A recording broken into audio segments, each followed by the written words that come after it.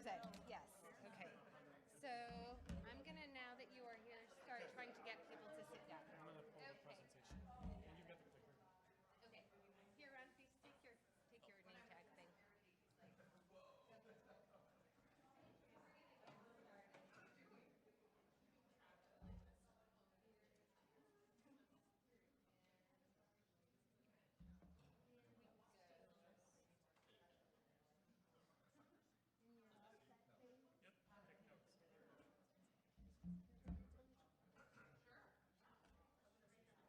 Yes, Fair enough. it's nice to meet you. Nice to meet you. Highly meet you. Thank you. Thank you. Thank you for being here. Really appreciate Yes, it. of course. Yeah. Okay. Is Lisa and other folks here? Yes, they are. And so after you give your presentation, yeah, Sarah Diane and the Kimberly is here from, she's the new ED at Okay,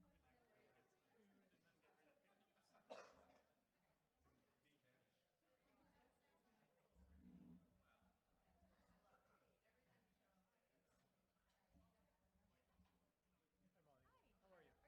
Yep. Yeah. And I'm not sure if someone from ACAT is going to show up. Or not ACAT, CAT. That's okay. ACAT is in the Alaska Center for Action. So is it just Sarah, Diane, Yeah, and Kimberly brought some staff with her. and Kimberly? Yeah.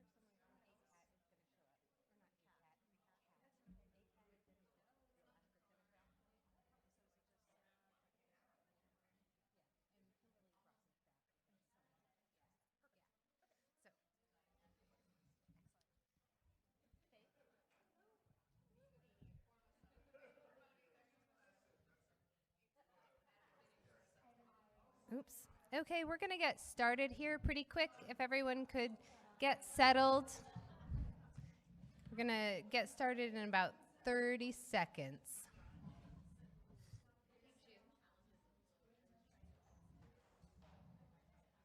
Hey, June.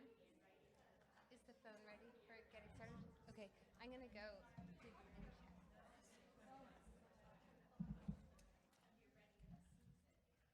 sure traffic was fun getting over this way. I'm sure traffic was fun getting this way.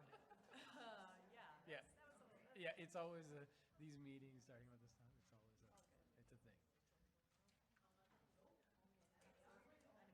Say that again? Oh, good work. Good work in that then.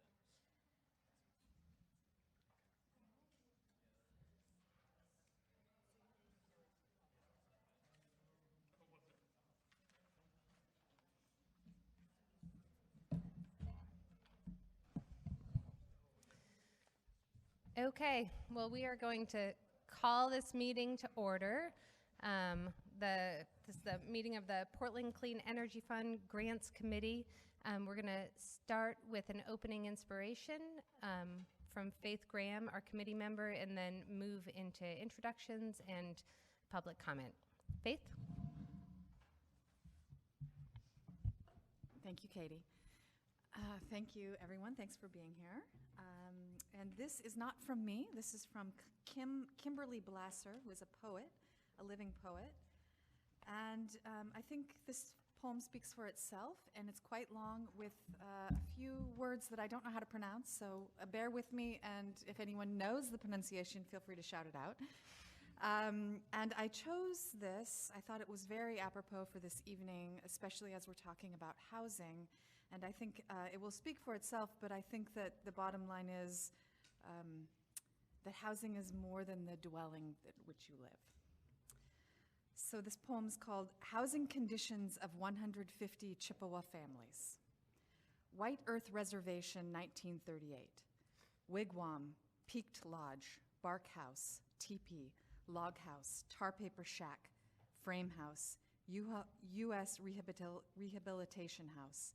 Sister Helga, you counted each one. 71 tar paper shacks, 80 United States rehabilitation houses, 2 wigwams, bark houses at rice camps.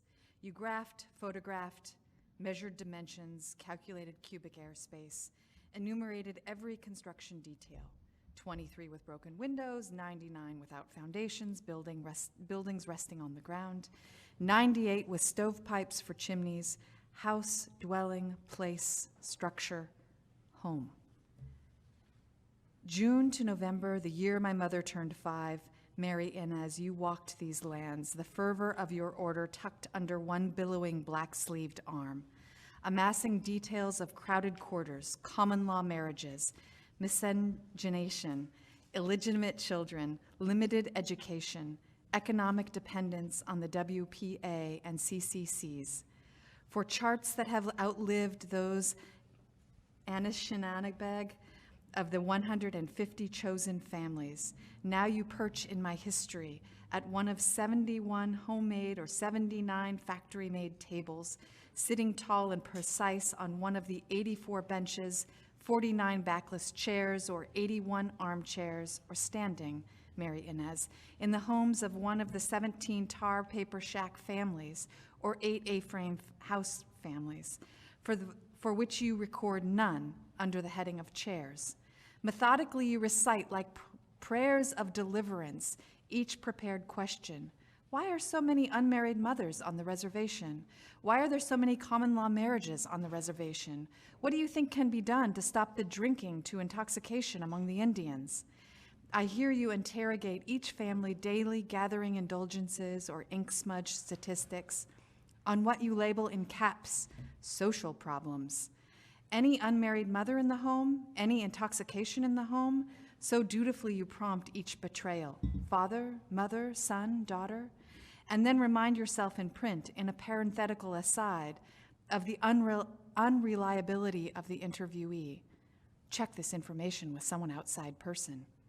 If anyone then or now could forget with whom resides the authority for your social accounting, sister, I pity you. The prickly mystery of those questions whose answers could not be checked nor changed by some reliable outside person. So confidently you asked, would you like to leave this home? But 73% of the occupants of the tar paper shacks on White Earth Reservation in northwestern Minnesota in 1938 said no.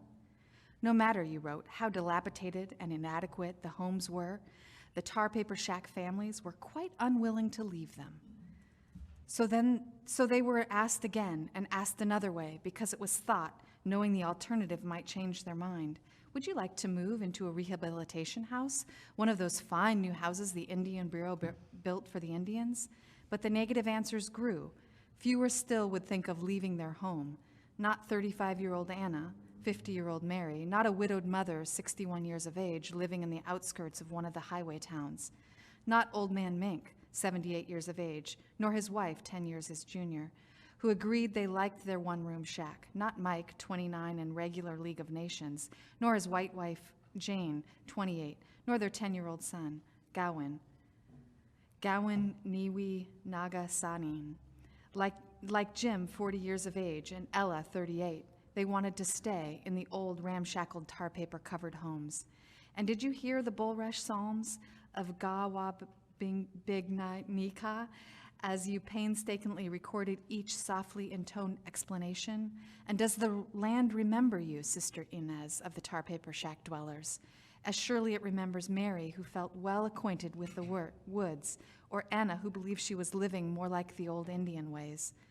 Somewhere in that rolling land of rich loam, in the adorned body of old man Mink, and perhaps somewhere roams the spirit of the Midiwinwin elder who vowed, I'll stay right here, I won't leave here, I've lived here too long. I wonder, Mary Inez, did your BIA commissioned sojourn in the land of white clay somewhere lay its soul mark looming crow dark at the ruled edges of report ledgers, spilling into cautious recollection, even as the measured drip of black ink might draw tabulations upon white pages? Before Minnesota winter winds rattled the 162 full-sized, 104 half-sized, and 47 less than half-sized unbroken windows, before the bilboon Nodin blew through those 23 homes with cardboard-covered broken windows, or blew through your tight-lipped post-allotment spirituality, you returned to the order of St. Benedict, and to the list of standards set out in 1935 by the National Association of Housing Officials, those standards against which all our measurements fall short become substandard, subhuman. You left, Mary Inez, the Latin post, and rosemary zipped safely in one pocket, the names of each midday win-win elder drumming and chanting in the other. Thanks. Thank you, Faith. So we'll start introductions with committee members.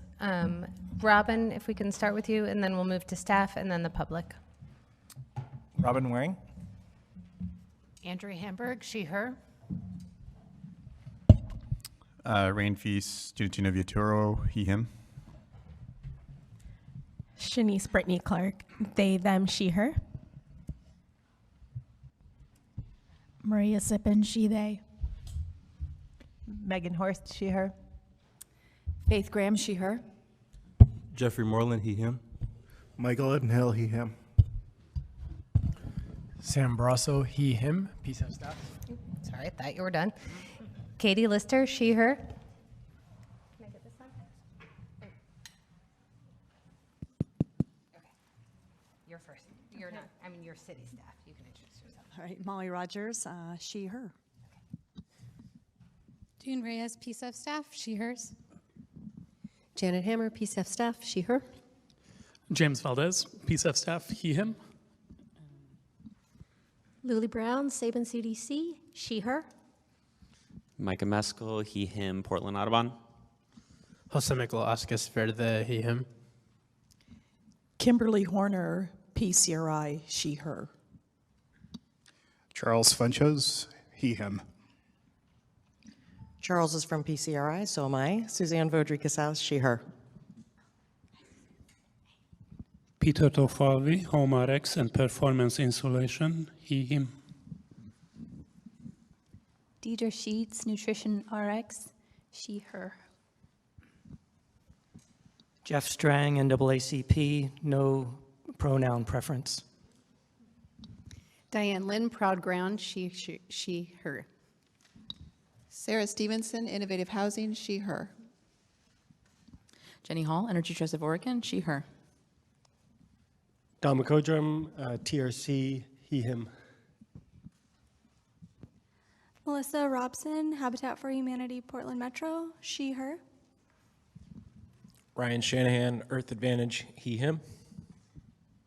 Eric Foley, Earth Advantage, he, him. Cassandra Griffin, Community Cycling Center, she, her. Angela Providelli, Bureau of Planning Sustainability staff, she, her. Mara Mijares, Columbia Riverkeeper, he, him. Ketty Loeb, Craft 3, she, her. Sam Diaz, Office of Mayor Ted Wheeler, he, him. Kristen Dennis, Office of Mayor Ted Wheeler, she, her.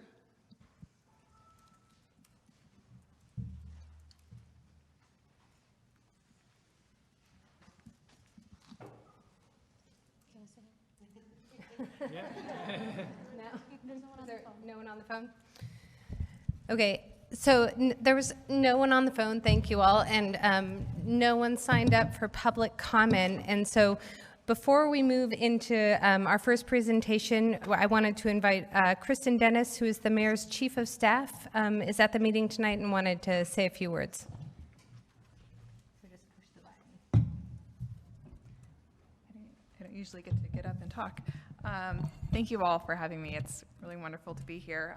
Hello, I'm Kristen Dennis, Chief of Staff to Mayor Ted Wheeler, and I'm glad to be joining you all this evening. Thank you all for all of your hard work. And I'll be brief. I know you have some great guests to hear from next on affordable housing and multifamily housing and the opportunities in those sectors to reduce carbon emissions while delivering direct benefits to frontline communities. I'm here on behalf of the mayor to again reiterate his full support of your work, advancing something that has never been done before.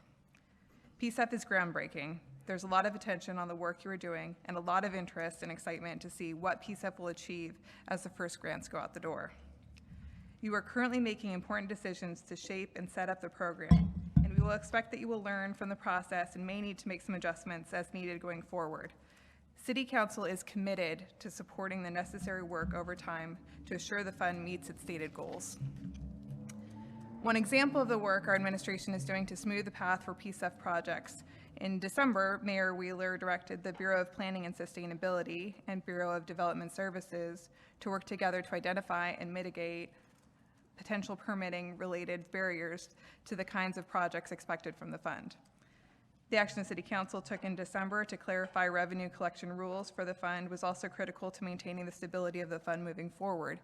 In the future, the City Council is committed to only considering changes to the fund that come from the committee through the process outlined in City Code. The Mayor and City Council are excited to see the first round of proposals later this year. We recognize this is a fast timeline, but maintaining a commitment to continuous improvement and demonstrating early success will be critical for the future of the fund. I want to thank you all for your hard work and for volunteering to serve on this committee. Please let us know how the council can continue to support you and be a resource for you in the future. Thank you. All right, thank you. I did realize that we skipped over approval of the minutes, so I just wanted to ask if there were any edits or comments or changes from committee members on the minutes from the January 28th meeting. All right, seeing none, we'll call those approved, and I'd like to introduce Molly Rogers, who's a Deputy Director of the Portland Housing Bureau, to give the sort of an overview of affordable housing in Portland. Thank you, PCEF Grant Committee members. Good evening. My name is Molly Rogers. I'm the Deputy Director of the Portland Housing Bureau. Just wanted to quickly acknowledge Faith Graham and also Katie for talking with me around all the various topics we could cover tonight. There's a variety of different levels and information we could cover. I'm calling this sort of a blend of 1.0 and 2.0 of affordable housing because we want to make this kind of a broad sweep of what our objectives are, who we're housing, and also give a little bit of some lessons learned that we have gleaned along the way as we were in your shoes not that long ago when we had a housing bond passed by the voters in end of 2016, and we had to go through a process to figure out the best deployment of those resources. And we're kind of on now the a very different stage just from a year ago, so we're happy to share some of those stories with you. Please interrupt as you proceed, as I proceed, just so it's not just me talking the whole time. I do have a lot of slides because we have a lot of information to cover, so that, you know, but I want it to be interactive if possible. Oops, how does this go? Down to advance. Oh, it's down, not up. Okay, fancy. Yeah, there you go. So what we do as a housing bureau, we have four main objectives. Is we are producing and preserving generally rental housing, provides long-term affordability for our community. We are providing homeownership assistance to help really for either first-time home buyers or those who need to be staying in their homes. We do a lot of work to prevent displacement, and that's for both renters and homeowners. We do work on tenant protections, legal aid funding, and home repair loans and grants. And we're also working very collaboratively with the Joint Office of Homeless Services to end homelessness as well as prevent homelessness through short-term rent assistance, and also really through the production of, we have a goal of 2,000 supportive housing units by 2028. Just a quick overview of our strategic initiatives. We have close to 15,000 regulated housing across Portland. And what we do is we try to stabilize families in their home by creating the long-term affordability and to foster equitable, integrated, and diverse communities. So you can see on this map, we've got housing really everywhere. Now, it's not equally applied. We do tend to, before the bond was passed, we had to depend quite a bit on tax increment financing. So you'll see certain clusters of areas that really match where those urban renewal areas were or are. And the bubbles kind of give you a sense of the size of the properties that we have across the board. We have over 3,000 units in our pipeline right now. It's the most we've ever had. Historically, in our pipeline, we had record number of units that we opened last year, and we're hoping to break that record even this year. So we're having a really trying to keep up, but barely keep up with the demand that we see right now in affordable housing. It is substantial. And when I say affordable housing, what I really mean is all the housing we build is for households that are earning 60% of area median income or less than that. And so in terms of the current AMI, area median income right now, for a family of 4, that represents an income level of $47,000 per year or less than that. Can I ask a clarifying question? The regulated affordable units, does that mean those are publicly or city-owned units? Or is there an intersection between other, I know private ownership is a thing, and you might be unpacking this through your presentation, but just curious.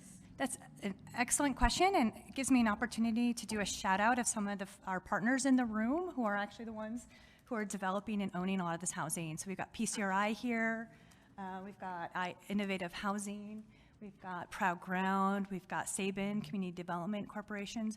We generally work in partnership with private and nonprofit and even public owners of the housing. And generally what the city does is provide the financing for them to do the rest of the project. So we're trying to leverage our resources and work really in a way that meets the needs of those developers. And what we do is we have compliance, and we have our regulations. We try to achieve at least 60 years of affordability.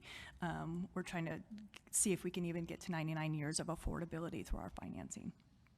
Thank you. So as I mentioned before, we passed a bond of $258 million back in 2016. And I'm really thrilled to be able to share with you that through either some direct acquisitions prior to a change in our state constitution, and also through commitments. I'm gonna need some water. Commitments through a solicitation that we went through last year. We are set to exceed all of our goals. So it takes several years for multifamily to really get financed and developed and for people to move in. So we've done a blend of some early acquisitions, and we also are looking to build some new housing, so new supply in our market, so we can be really responsive to the needs, the unmet needs of low-income Portlanders. We've created goals of not just total number of units, but also deeper affordability levels, as well as permanent supportive housing for chronically homeless individuals. And last but not least, we wanted to really push on our family size unit goals. So we didn't want to sacrifice our unit production by just focusing on smaller single occupancy kind of housing. We really wanted to see at least 2 bedrooms or greater size units in the housing that we're doing. Even though we do have we've committed all those funds. We have a little bit of money left over, and we're gonna try to be really strategic, but make sure we can meet the goals before we start deploying those resources. Next. We also do quite a bit of homeownership access. We've got partners here, Proud Ground in particular, who can actually talk to a lot of our homeownership programs. But we're providing a variety of different subsidy levels and help with down payment assistance. We do loans. We've done homeownership education and counseling. There's like 1,000 households who've gone through that kind of counseling with, say, Portland Housing Center and other types of partners that we do through that. We also have home retention loans and grants.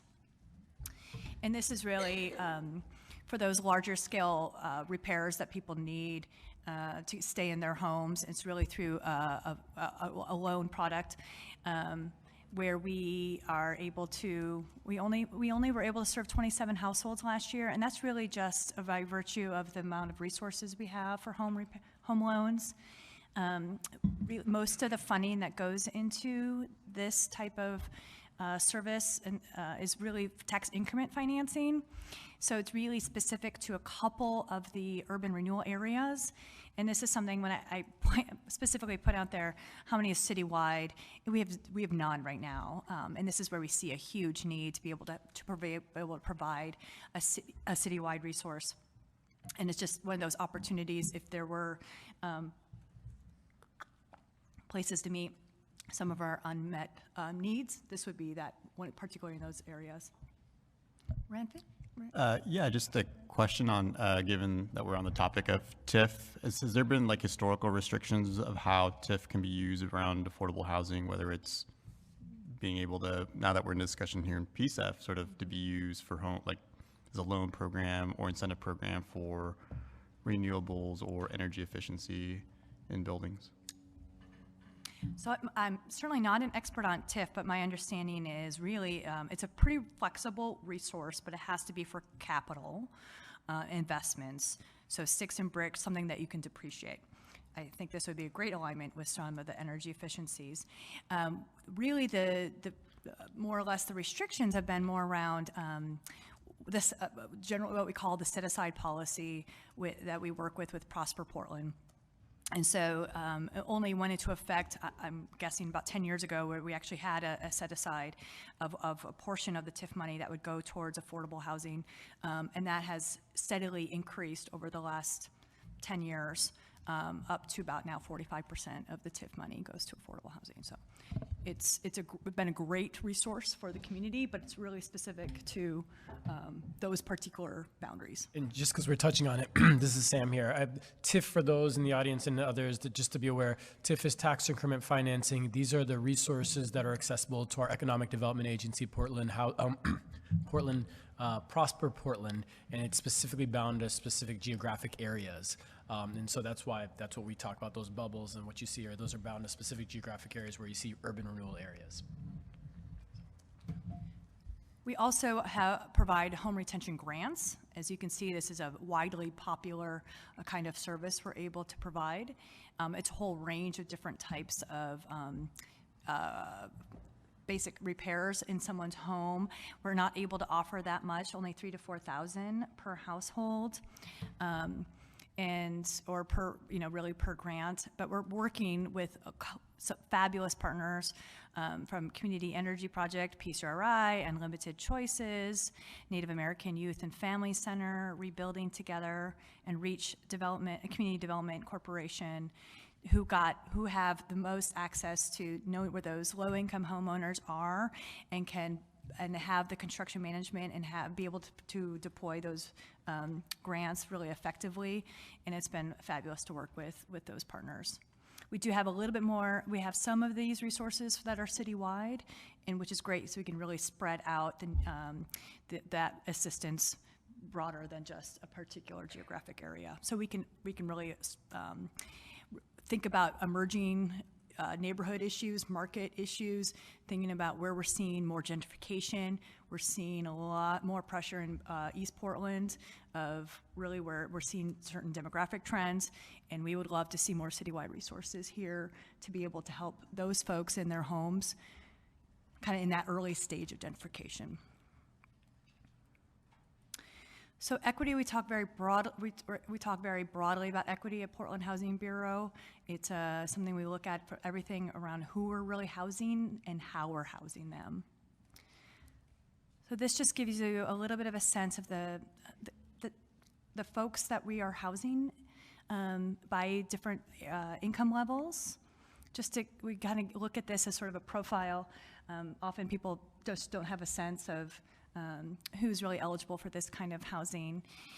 So we intend to look at these sort of the strata 0 to 30, 31 to 60, and also 61 to 80 in a lot of the policy work that we do. Someone at 0 to 30, really it's generally people who are on Social Security or disability benefits. And I mean, the benefits on Social Security really do not rise that much every year. It's pretty incredible how people are able to survive on just an SSI income. but they really can only really be afford about $400 in rent. There's really virtually none in the city of $400 of rent unless you have some kind of subsidy, or it's really, really deeply subsidized housing with no debt. And then a lot of our housing, most of our housing is built between 31 and 60% area median income, and people who might be like a teacher or a community service representative. And then we do have some policies, like our inclusionary housing work that can go up to 80% of area median income. And this is generally when you see people maybe say in the trades with carpenters or people who are working full-time but at minimum wage. Where we see the greatest need of affordable housing, there's really no doubt that it's really the extremely low-income populations that are completely priced out of Portland. If you compare our supply and our demand, if you will, of the housing based on the different income levels, really 80% of the need is for households that are earning 60% of area median income and below. And the most stark, of course, are those earning less than $22,000. Those are buildings that we have to look at. How do we build apartments for the long term that's deeply affordable in that area, but can serve a range of income levels, and that's always something we are always trying to balance in terms of our resources. Even if you get a rent-restricted apartment, doesn't necessarily mean you're rent burdened. We know that 49% of renters across Portland is rent burdened. So we look really carefully at that, and we also been, through our State of Housing report, we track communities of color, and we know that communities of color and single mother households are completely priced out of Portland.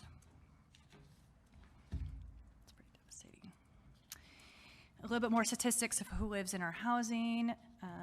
We've got just over 20,000 residing in rent-restricted housing that Portland has invested in.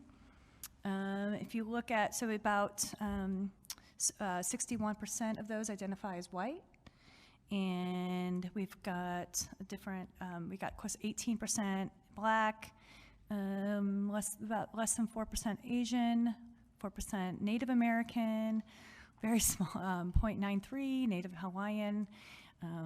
We've got 6% Hispanic, and we do have a pretty low percentage that are non-responsive. And that's across an average income of close to about $18,000 a year. And our average rent is just over $500. So it's trying to find that it's a scarce resource, and so we do need to see how we can expand as much of our affordable housing as possible. Those who identify, we got about a third are housing people who are over 62, and then just over a quarter are people who have a disability. Another part of our equity goals is really looking at who is getting the contracts and to actually build and construct the housing. In addition to that, we also really look at professional services. It's something that that Portland Housing Bureau set as an aspirational goals just a couple years ago, and it's something that's a policy that hasn't been fully adopted by the rest of the city. But what we really look at is also advancing our subcontractor goals. And we increased our goal to 30% of DMWSB. So for those of you just in acronym land, that's disadvantaged minority women, emerging small business, and service-disabled veteran-owned business enterprises. So it's a little bit of a mouthful. Well, I'll just rattle it off as DMWSB if that's all right. We created an aspirational goal of getting to 30% by 2021. So we adopted that when we did our bond solicitation last year. We just went straight to 30 because we knew that was going to take a couple years for our construction work to get underway. We also adhere to the city's workforce and training program goals. And like I said earlier, we're trying to push the envelope now in professional services. If you look at our outcomes, we track these really closely with the rest of the city. Our DMWSB outcomes last year was just over 24%. question over here. Would it be possible to get some of the data disaggregated for DMW, ESB utilization and SDV? Just to sort of give us good context as a committee, what are the current challenges given the charge of the committee? And then also if that's possible on the workforce side. It sounds like there's some interesting goals, but just knowing some of the context behind some of those goals would be very helpful. So what is the current utilization of women and people of color within, also in being employed on these projects?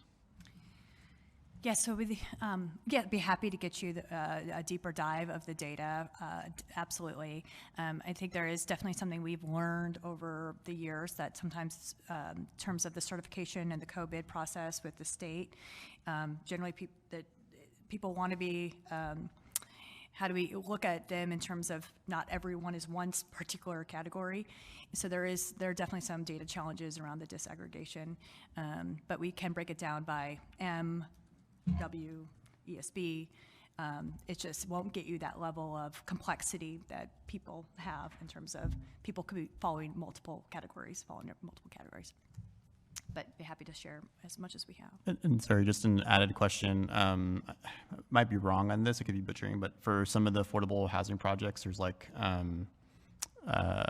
where there's federal dollars, there's like hiring goals for Section 8. Am I capturing that correctly? Section 3? Section 3. Yeah, you're good. Do you have data also to share, like how you've been able to meet Section 3 goals? Yep. Great. Absolutely. Just to clarify or elaborate, Section 3 is a federal requirement when you use certain federal funds in certain projects, and it's really like it's like an MWSB goal, but for low-income residents. So it's how many low-income residents are those companies employing or contracting out with, and job and advancing actually job security for those folks. So thanks. Thank you. We have also adopted a green building policy. I wish my counterpart was here with me tonight, but she wasn't able to make it in terms of really understanding the environmental elements of our green building policy. I'm sure many of you around the room could go into more depth around the technicalities of this. But our overarching goals is to really improve tenant health, also reduce operation and maintenance costs. We want to provide equitable access to high performance buildings. We promote environmental stewardship, and we are trying to advance and implement the City-County Climate Action Plan and track with 100% renewable energy by 2050. So we look at life cycle analyses as projects come in, and we look at the rate of return and payback periods for a lot of the energy efficiency products and systems that people are bringing to these projects, and it's really exciting to see some of the technology coming out. Molly, is this for bond funds, the 2016 bond, or is this all future funding? This is all for future funding. Yep, this is our across-the-board policy. And one more question. The 100% renewable goal, is that for the operation of the building for the owners and residents? Does that encompass construction or any of the actual building itself? My understanding is really trying to get to that solar and EV, the long-term renewable operations of the building. Thanks. In the system. So we do have a little bit of a slightly different policy for new construction than rehab within that. So we've been advancing LEED and Earth Advantage enterprise green communities for several years now. We've adopted that. We've looked at baseline requirements. And then for rehab, we also try to seek as much as we can LEED and Earth Advantage Silver. And really often that does tend to come down to the actual scope of the work. Faith knows a lot about rehabs and how to finance energy efficiencies, and it is a challenge. So I think just very quickly in terms of our financing, just to give you a sense of how do resources line up when we build projects. We talk about a three-legged stool. People generally, in the business call it a capital stack. gives you a little bit of this pie chart. So equity, in at least in affordable housing, it's not like a traditional multifamily market investor that's getting a very specific, getting dividends or getting certain returns. What we do, the federal government created a low-income housing tax credit program back in 1989, 88, somewhere in the 80s, and really it's an offset of their income liability, and they get to invest in affordable housing, and they get to then take those credits over a 10-year period as long as they stay in the project for 15 years. In addition to that, so essentially it's for the developer's perspective, it's cash. And it can pay up to, be a third of the project cost. There's two different types of tax credits, but I won't get into that. And then there's debt, and that is something that is also that is more of a traditional or conventional financing mechanism that you see in multifamily market rate housing. And that's when you go to the bank and you say, how much can I borrow from you? And they look at your operating sustainability, and they'll determine how much debt you can carry for the term of the loan. Because our rents are restricted and our expenses have to match the population we're housing, we just can't carry the same level of debt as the market rate. So what happens is we get to the gap. The gap is where Portland comes in or the state comes in, and we say we will provide that subsidy to help make the project work. So these are just a variety of different subsidy sources that we deploy. An average affordable housing project can take 10 to 12 different funding streams for it to get developed and constructed. It's a very consuming, onerous task that these developers go through. Generally, these are competitive resources, so you're having a time cycles of awards over the course of 2 to 3 years to get all your sources assembled. Energy Trust of Oregon and other energy incentive programs and also weatherization funds have been a huge resource to really look at to get to those energy efficient green building goals met.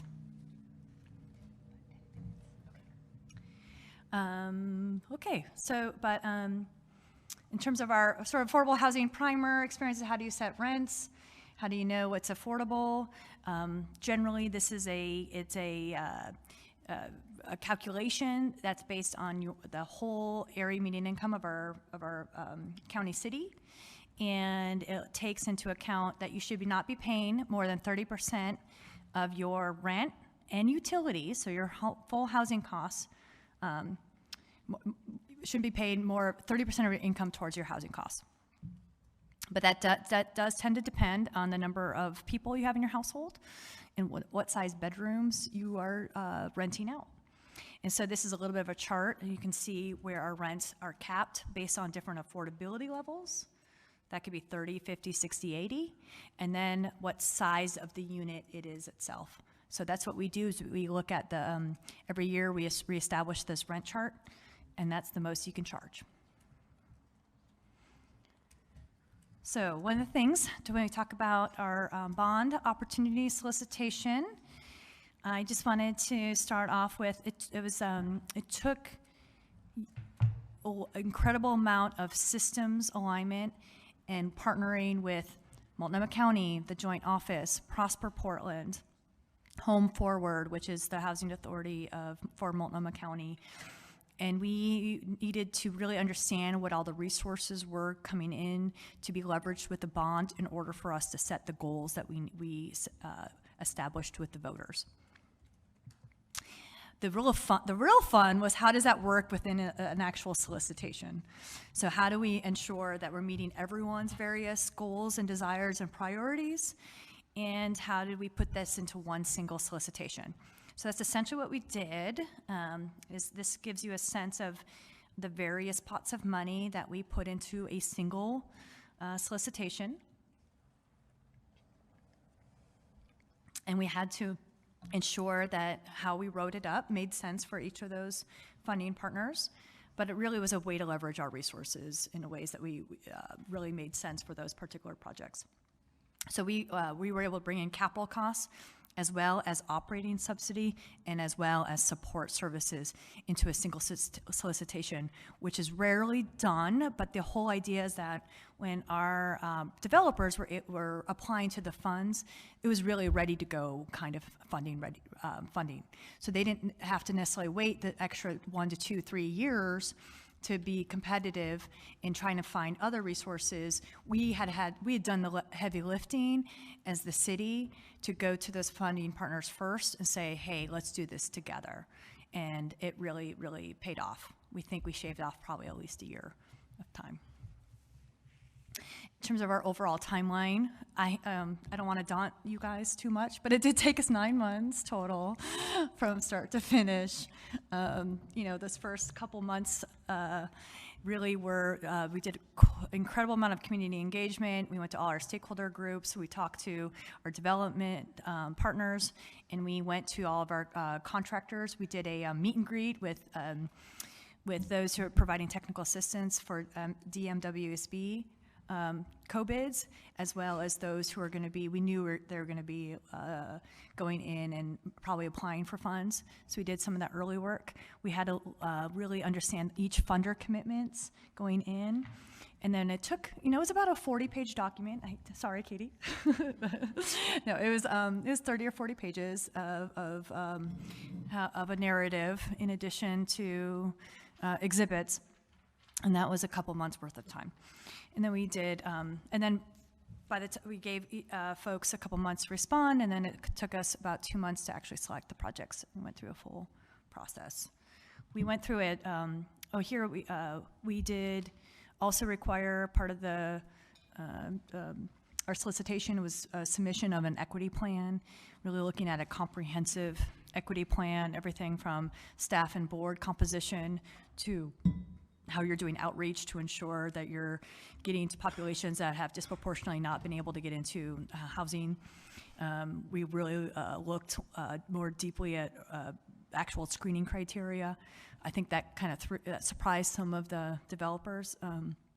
Weren't ready for that level of scrutiny, but we really wanted to make sure that we were being as much culturally responsive, and that those developers were really taking into account the who the folks were going to be housed in terms of the design and other decisions, and then of course making sure they could meet the DMWSB SDV contracting utilization goal.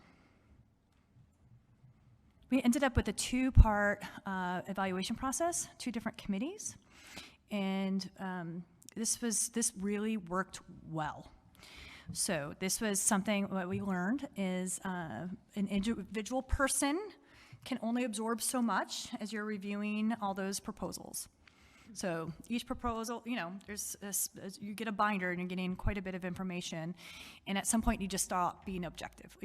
You stop being able to really look through and look through all the criteria in a way that's felt fair to each of the proposers. So we ended up capping each of the committees to just 8 proposals. And what we started doing was we started off with a technical and feasibility review, and that was really ensuring that the funders who were involved in the project were able to identify what was important to them and understand what was really feasible from a project perspective, and that's looking at performance, it's looking at long-term viability. Are you going to meet the green building goals? Are you going to meet the DMWSB goals? And it was really more of a, are you viable, or are you not as viable? And then the community review committee was we involved our oversight committee members, we involved outside stakeholders, and they were able to, we also involved participants in the city's minority evaluator program, and then those folks, we literally looked at criteria. I'll get to that in a second. Different criteria, but how is the equity plan looking? How are you looking at being responsive to the needs of those who are chronically homeless? More of the pieces of the work that prioritized other kinds of values for us as building affordable housing. Did this review happen in parallel or sequential? It was sequential. Okay. So it was something that if the project couldn't work as a project, it was viewed as needing additional questions as part of the interview process. So the results of the technical committee were delivered to the community review committee, and it really was the basis for more in-depth questioning. And when the community review folks did the interviews and did the additional questioning of those teams. And it looks like Maria and Renfis both have questions. I would like to ask, though, in the interest of time, because we got started a little late and because we do have other folks who came to talk to you tonight, that we limit to clarifying questions, and then I'll just ask Molly if she'll kind of stay up here during the Q&A part for the panel as well. So, do you have a clarifying question, Megan? It's additional information. Oh, okay. Okay. If you wouldn't mind holding it, that would be great. Clarifying question. So it sounds like there was a community review process. In that review process, did everyone get to sort of review everything, or is it sort of, here's your specific section? So for like, I saw like the minority evaluator position. So were they specifically tasked on evaluating like workforce and contract equity? Did everyone else get to score the same or evaluate the same thing? I guess trying to understand. And sorry, and just and then clarifying question, is evaluating the same thing as scoring the application? Really great question. So the committee members scored in its entirety. So they had to look at this criteria that we laid out. So requirements, preferences, equity plan, project feasibility, qualifications, service plan, performa, budgets, and then schedule. So, but everyone brings different expertise to the table, and we expect them to deploy their expertise. And we really were careful of making sure we had a diverse set of perspectives on those committees. We really looked at balance of gender and race, and we looked at different types of professional experience as well. So we were able to have like one person really understand there's gonna, the numbers piece of those projects, but other folks making sure we had our who really were more steeped in equity principles than say staff were. It was really important that we had their perspectives on those committees, and we really had a blend. And then we did ask people speak up and provide that discussion to the group. But yes, so, and then your last question, we didn't end up actually with the score, we ended up with a ranked list. So those were being deemed more responsive to least responsive. And ultimately for us, it was we only have so much money, and we'll fund up until we have the resources to deploy, as long as you're considered, responsive and meeting the goals of the solicitation. Just last slide real fast. Oh, that was the last slide. Okay. No. So that was, Thank you very much, Molly.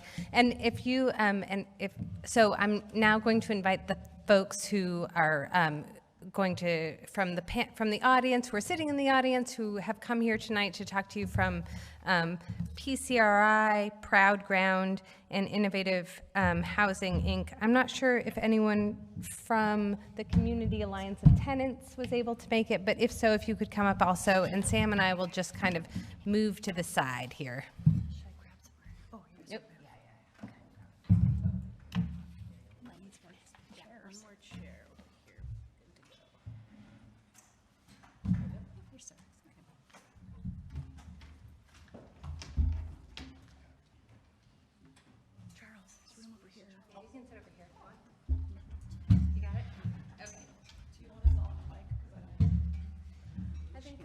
We have an extra cordless mic, and we can kind of hand it.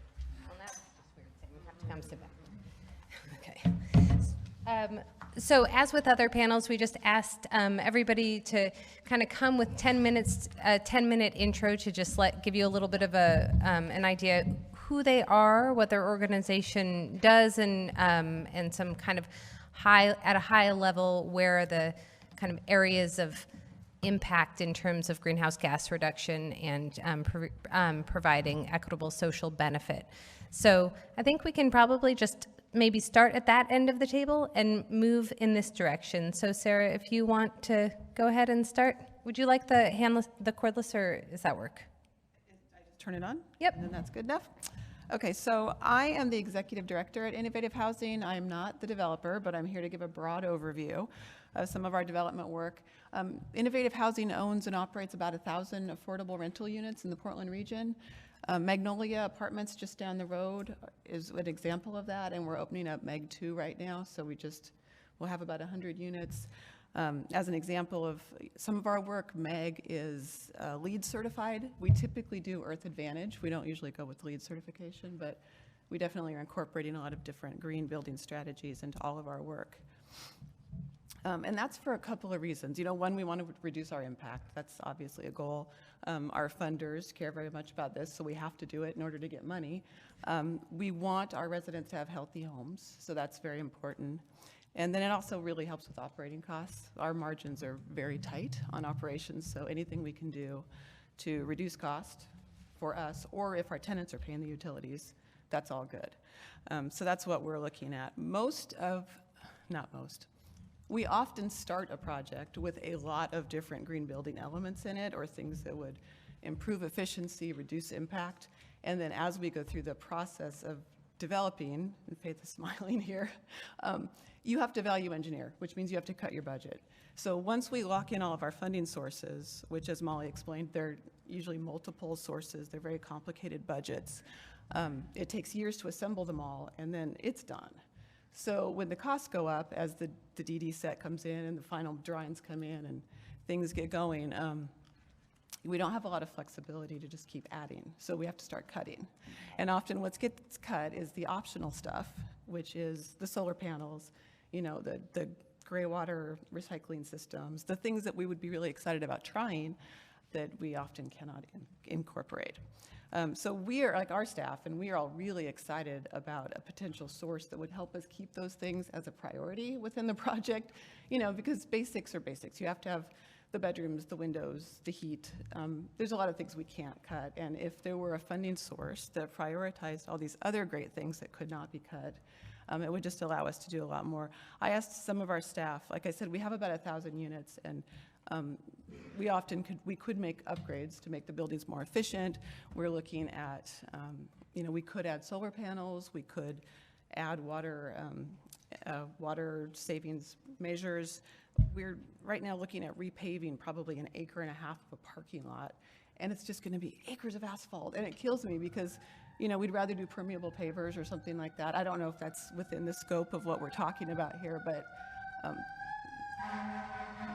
the incremental cost increase just makes that not optional for us. Also, insulated windows and things like that, when we're replacing windows, it'd be great if we could go with higher insulation values. It would be better for residents and for the building. I have ideas of things we could also incorporate into bigger projects, not the operations side, but when we do a lot of historic rehab, we also do just some acquisition rehab, and then we do new construction as well. And there's a whole range of things that we would love to incorporate, and I'm not going to go down that list, but things also that we don't even think about, because right now the development teams, there's kind of a formula for how you do affordable housing development. It's hard enough as it is, and it's fairly fixed in what we can and cannot include. But if we could bring different consultants and people, who know things that our regular MEP subs don't typically talk about, I think somebody in Portland did a geothermal building once, but we're always like, why don't we do that? Well, we don't even have it at the table to talk about it. And I remember one time we tried to bring in a gray water recycling system, and our subs were just like, oh, that won't work. The detergent clogs up the filters and you'll never be able to maintain it. So there's all sorts of reasons that a lot of things won't work. But if we had, a prioritized, if we could keep that priority on the funding and the goal there, I think we could bring more ideas and more people to the table. So we're all really excited about just the new ideas that we could bring to it. I guess I wanted to say a couple things, and we can get to this in the Q&A. But because we're going through so many rounds of competitive funding applications, it's great if somebody is willing to be first in. So I don't know if you guys are considering, being like an early funder, or if you want to look at projects that are fully funded and then your piece would just be the last piece. Different funders take different approaches to that. And I guess I would encourage you to consider being an early funder or a first in. You can make your funding conditional. You know, if we don't get the city, the state, the grant funds that make everything whole, we wouldn't use your money. But oftentimes funders require that the project not have a lot of contingent capital sources in order to be eligible. And that can be challenging, just given the timing of all the different funding sources. I guess I'll stop there. Thank you very much. Hello and good evening. My name is Kimberly Horner, and I am the newly hired Executive Director for the Portland Community Reinvestment Initiative. I am originally from California. Now I'm here in Portland. Tonight I have brought two of my staff members that are really more experts in this subject matter than I. So to my right is Charles Funches, who's been with the organization for several years. And then in the audience as well is Susan Voudray, who works on our many of our programs, including our IDA program, PCEF, in addition to getting people signed up for homeownership. And what I'd like to do is just read a little bit of a statement about why we think this is very important. As many of you know, PCRI is that organization that is largely representing the Black community in getting people back to the northeast section of Portland. Many of our residents are at-risk people, just based on some of the things that they've been up against in the policies that were adopted here in Portland that have negatively impacted our population. As a result of that, some of our family members have left this area and are returning back, and our goal is to make sure that we are able to keep people in their homes. What that means is not only providing new housing opportunities, but also keeping people in properties that they currently own or in properties that they rent from PCRI. Having said that, PCRI has begun undertaking our project intentionally, including environmental justice and energy, water resource efficiencies in our homes. Historically, the Black population is the hardest hit from environmental inequities. For instance, the Black population often lives in older, less insulated properties, causing greater utility bills. Low-income residents, especially renters, have not been able to access incentives for green options such as solar, roof window insulation, and energy-efficient appliances. These green initiatives or incentives also continue to pay the people who can afford them by giving them utility savings throughout the life of the product. PCRI understands that by improving efficiencies of our homes and appliances in our homes, we also can reverse some of this environmental injustice.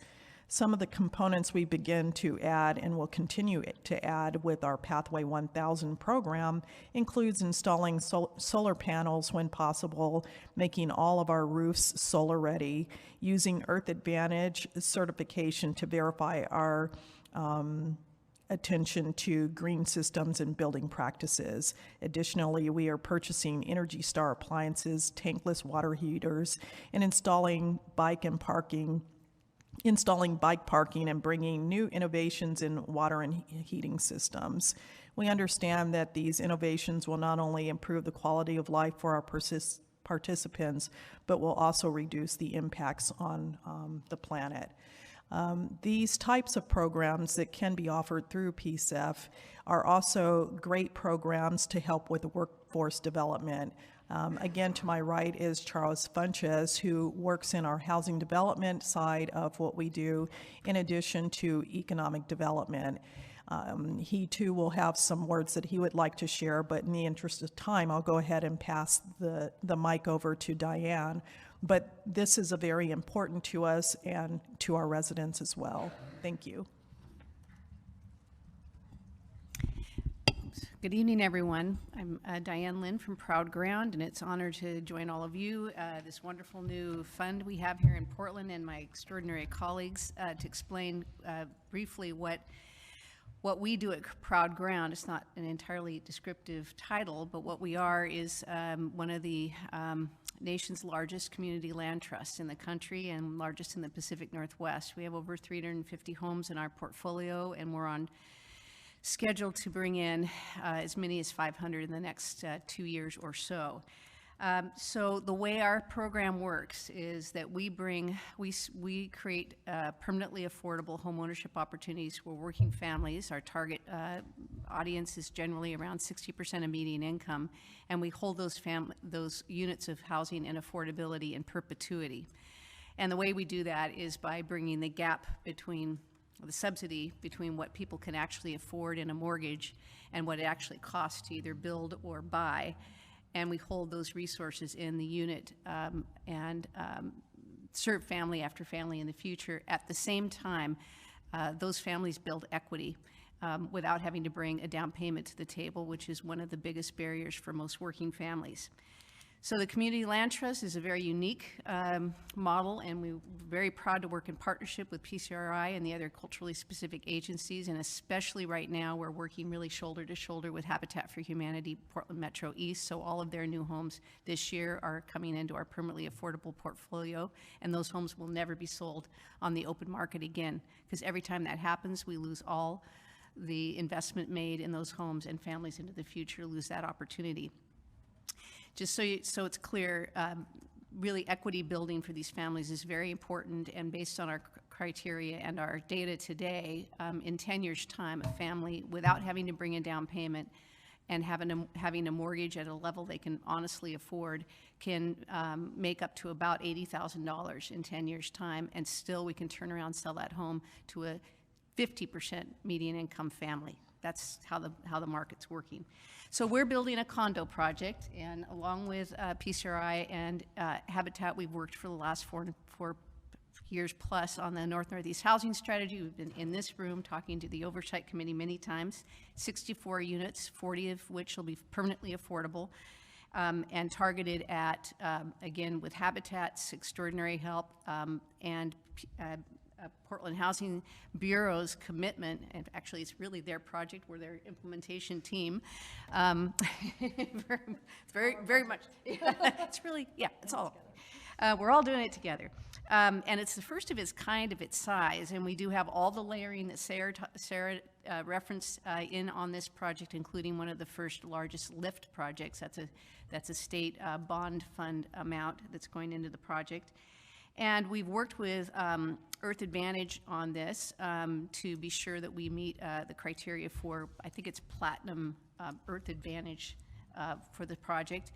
Let's just say hypothetically, if we were able to, there's two kind of routes we'd like to take with the Clean Energy Fund. One is for the single family homes we have in our portfolio, is we'd really like, and we will be requesting support to just put more solar panels. We have a great partnership with a group called Solar for All, and we've already put solar panels on homes free of charge to the lower income families, and that's been working well, although again the resources are pretty limited. This fund may give us an opportunity to literally match many more solar panel opportunities to families, and we already have a systematic way to do that.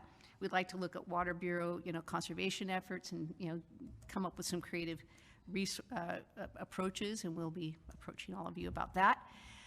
There are some opportunities to make some changes to the 50/20 condo building, and by the way, this is on Interstate and Alberta.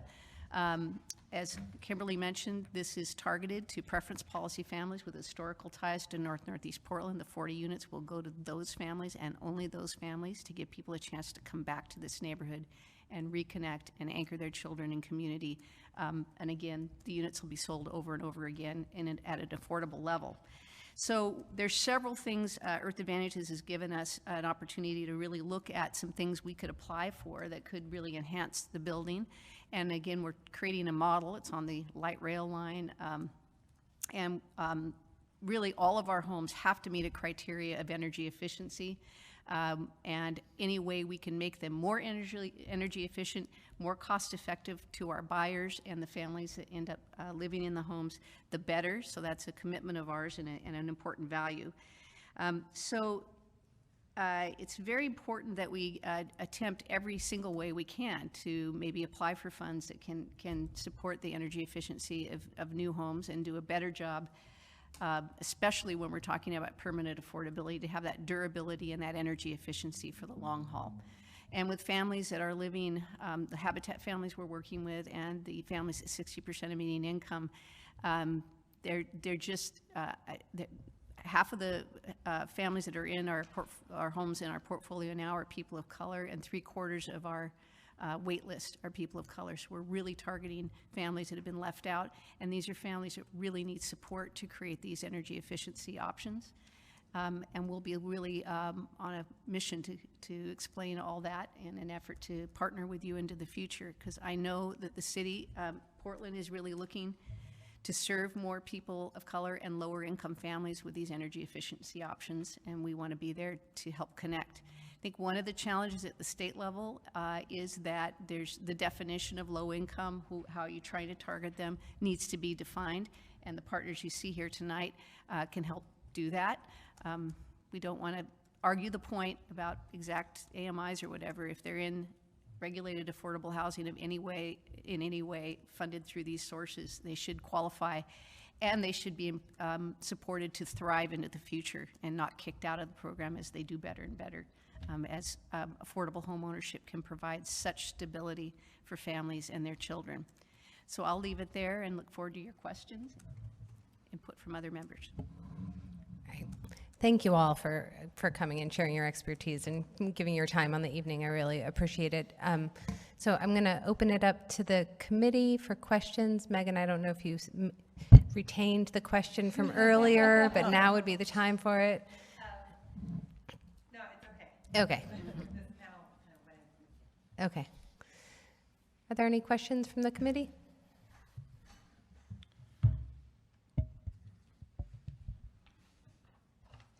Brandfeast? Yeah, I have a question. Sorry. So I think maybe I heard this a couple times, but it sounded like it was, well, I guess it's using in the slide earlier as well. It sounds like it's really important for this committee to consider the timing of funding, as well as being clear what type of funder we could be, whether we're an early project funder or much further down the road. But I guess my question, well, I'll try to avoid doing a two-part question, but I guess my one question would be, given the constraints, I guess what are the risks if we were an early funder, given, I think the explanation I heard earlier, that sometimes, you aspire for the most, but sometimes cuts are having to be made. And I know for some of the goals, like for around energy efficiency or reducing greenhouse gas emissions, having solar, if that's something that's oftentimes on the chopping block, how could PCEF be structured to avoid those potential risks if PCEF were to be structured to be an early funder, if you will? Jim? Yeah. I guess my hope was that by locking the funding to the requirement that those pieces stay in the project, we could all make sure they stay in. So I don't think there would be much risk. I think some of the risk for the funders, especially like if there's time-sensitive funding, like with the bond money, it had to get out and spent in a certain amount of time. So for example, the city didn't want to allocate millions of dollars to a project that still needed to get millions more from multiple sources, so they might not actually ever build the project, and then they'd be stuck with the money they tried to spend, not spent. I think if you had smaller amounts and you tied them to the elements that we said we would include in the project, kind of following maybe the historic tax credit model, for example, not exactly that model, but if we're doing a historic preservation and we say we have to preserve these windows because they are, historically significant, no matter what else gets cut in the project, we can't cut that piece because that's where the historic tax credits came in. So I don't think there'd be a lot of risk to PCEF by allocating funds as long as you conditioned it on the uses. And one thing I didn't mention before, I don't know how often you're thinking of doing funding cycles, but like twice a year, I think would be great. You know, just my 2 cents. You can use this mic if you'd like. Sure. I could see there being a little bit of a slightly different strategy for rehab projects versus new construction. And there could be something where, you know, for like new construction, as we're having to rely on significant amount of capital resources, you know, my goal is to have at least an annual solicitation for capital resources for affordable housing. So within that, it makes sense to, as much as we can, provide assuage some of the risk of our developers to get as much of the commitments early on, so then the projects can proceed as quickly as possible. Now, rehab of projects, that could be something that might be a slightly different cycle. That could be something that could be done that doesn't necessarily mean you need to bring in low-income housing tax credits per se.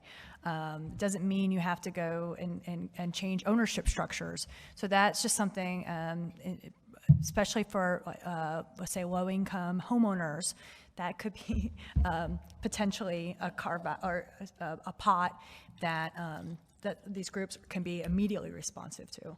So just a different, just maybe slightly different strategies depending on the outcome. Yeah, I would like to, this is Charles, PCRI. I would like to second that because I can say that as hands-on with our clients and knowing their current situations about energy efficiency, when we try to get our projects completely funded, just having allocation of those funds set aside per project will be very instrumental. So we're not having to try to find resources that will encumber us getting the project completed, particularly on our preservation of our scatter site properties as well. We have a lot of households that would definitely need upgrades and retrograding to their properties, and just knowing that we have funds specific to project would be very instrumental in this process. So least amount of encumbrances to this process will be greatly appreciated. And let me do a quick wrap up to emphasize it again.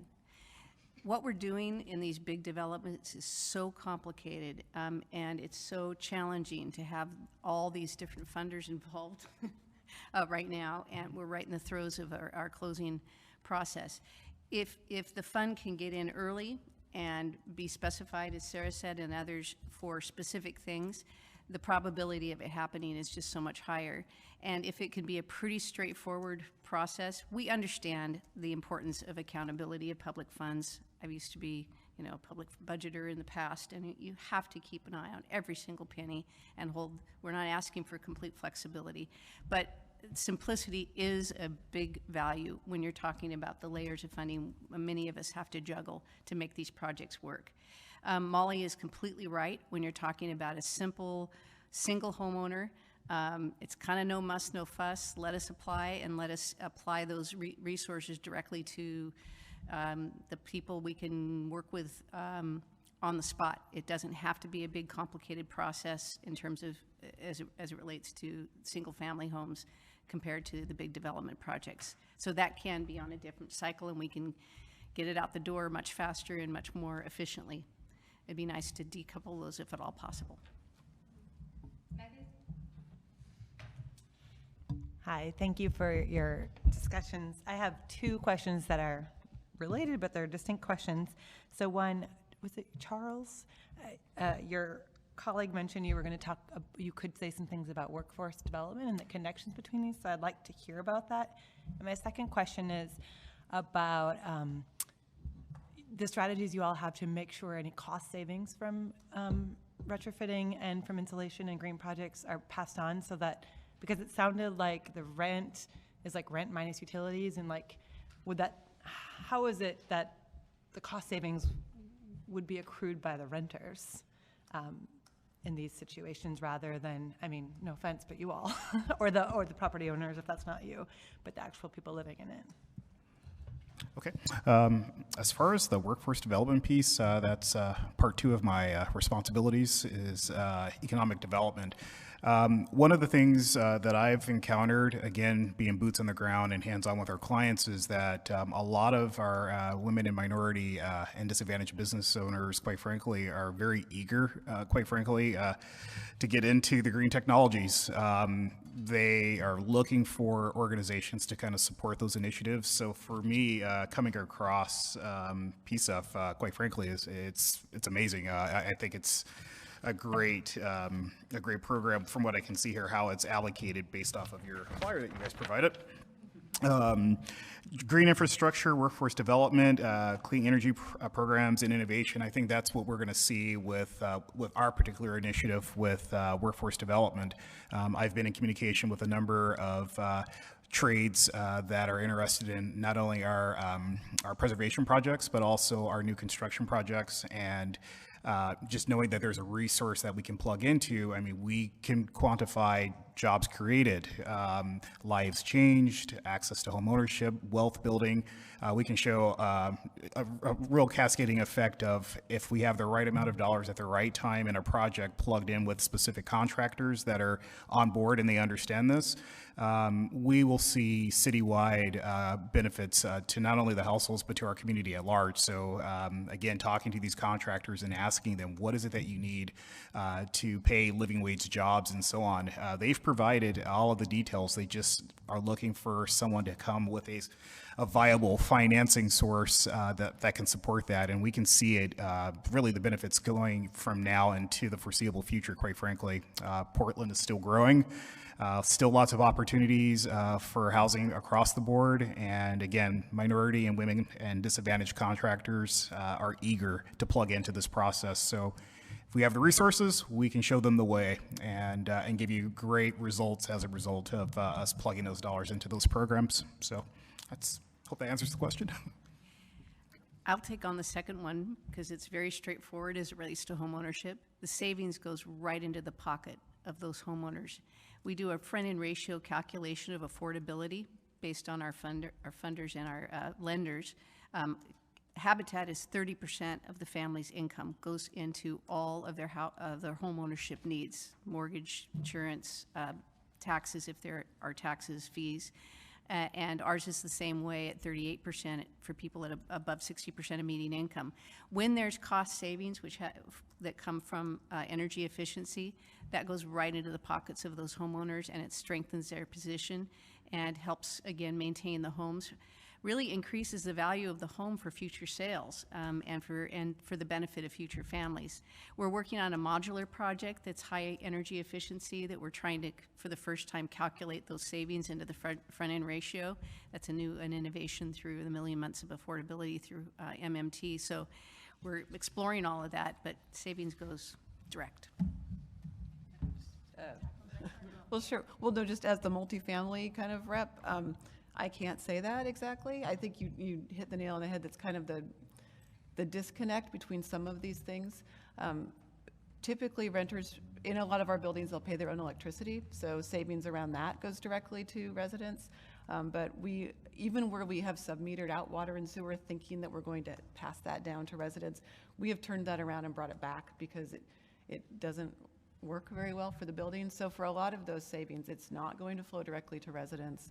I guess I would say, though, that, the buildings themselves also need to be financially healthy, and there is a benefit to residents for that.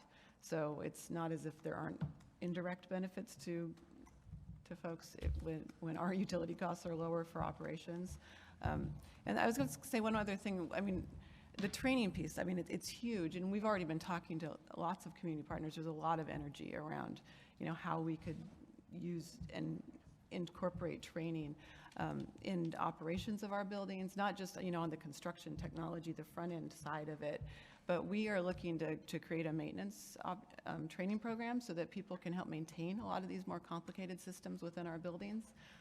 And we would, love to plug in for that too. Yeah, I was also going to mention, not only do we look at the health of the actual property, but we look at the health impacts to the people that live in our properties. So if we can plug in dollars that improve air quality, we know that the African American community typically is that community that has higher rates of asthma and other health-related conditions. So when we talk about improving energy efficiencies to these properties and air quality, water quality, those are all things that impact people's actual lives too. So I just want to make sure that we look at it from a holistic perspective as well. Very well said. The only thing I would add is that affordable housing is a little bit different than market rate housing, is that it becomes it's a net sum game. The investments we put in the housing, whatever the money comes back out in terms of cash flow is highly restricted, and is either paying back off really actually either the city debt or is going very minimum. There's no profit to be made in affordable housing, just to be blunt. It's a very restricted set of provisions we put on any sort of cash. So that being said, the owners do have a choice. They have a choice of what of those utilities they pay themselves, the property pays for, and what it gets passed on to the tenant. And there's different rationales, either approach. You want to curb consumption. You're trying to look at, those other components around behavior, but really the investments need a life cycle analysis and high environmental and quality of life impacts is what we're really going after. So it's so I just don't think it's the same hopefully the same kind of fear around a private landlord where they would just be able to pocket the money.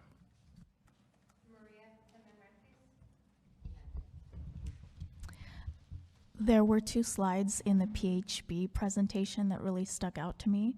I'm really curious to know a little bit more about who is being served and who needs to be served by housing programs at the local level.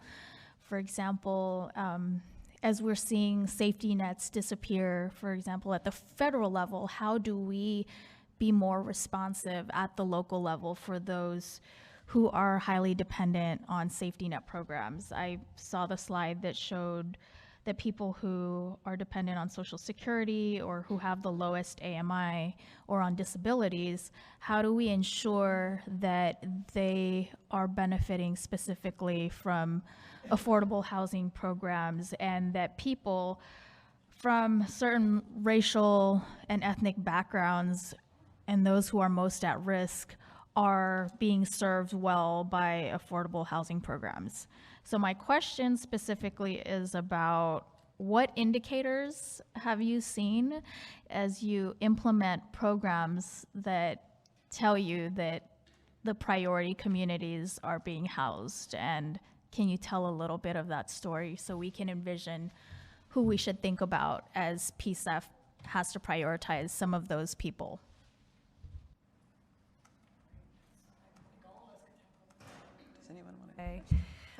I think you're absolutely right. The greatest need are folks with a disability who need to are aging in home, but don't have all the supports. And their Social Security benefits are roughly equal to about $800-something right now. That can really get I don't know where you can find a place for that. The best thing in the grand scheme of things for folks extremely low income is they need rent support. They actually need rent assistance. In general, what we need to see ideally is an expansion of our subsidy programs where people are paying only a portion of their income towards rent and utilities. That can make the biggest impact of immediately housing people who may not even have income at all. And we can work with those households to get them income over time or benefits over time. But those are the folks who are out in the streets, and those are the folks that we're underserving. In terms of how we look at indicators and how we're serving priority populations, we are looking far more comprehensively at demographics than we have been before. There's been, so part of the Joint Office of Support Homeless Services, and through their investments and support services, is really trying to better understand the clinical and case management needs of those populations. They really need those supports in order to stay in housing. That's we've really learned that the hard way, and that sometimes, frankly, having affordable rent is just not enough. People really do need other connections to a variety of different services, and those to be able to be responsive to those various needs. People are having mental health crises. People are having other kinds of issues that the best thing we can do is actually bring those services to their homes. And that's the best part of having place-based kind of subsidies, and you can bring all leveraging those places so people can stay in their homes as they're getting and working out other issues that they may have. I'm sure other people.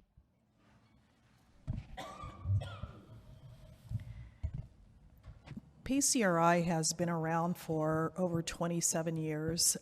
It is that organization that has weathered the storm. Through the recession, other community development commission agencies actually turned their portfolios over to PCRI when they couldn't make it through the recession. So currently we have about 900 units. Of those 900 units, about 300 are single-family units. In addition to that, we are about to finish construction on what we call King Plus Parks, which should add an additional 50 to 60 units to our portfolio. So in total, we'll probably have about 900. We're also looking at doing what we call Pathway 1000, where we plan on building 100 units a year in order to get more people in homes and more people into home ownership programs. PCRI has a very robust program. We have our own housing development team. We have our own human resources department, a finance department. We've got property management that we do on our own. We also contract out to do property management. We have other agencies that would like for us to contract to do their property management.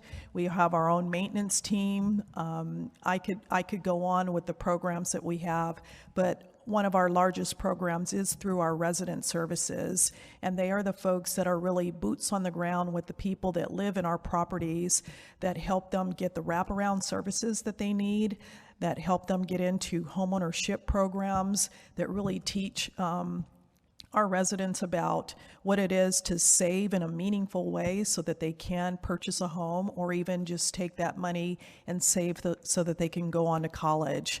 So that being said, there are agencies out there like PCRI that really are providing all of those services that are meeting the needs of the city of Portland, the state of Oregon, and what the federal government expects for cities to do in terms of providing affordable housing for people that are at risk.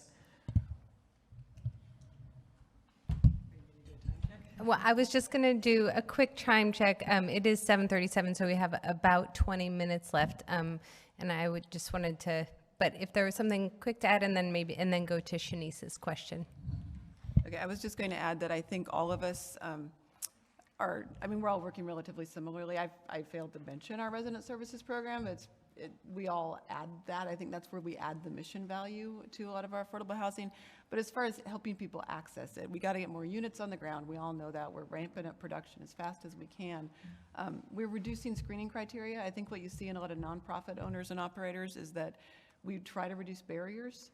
So, we incorporate universal appeals. The city is making all those changes very soon across the whole board, but we have all done that, I think, historically. So you have to do that. Housing has been such a bastion of inequity that we kind of have to make extra efforts to increase access.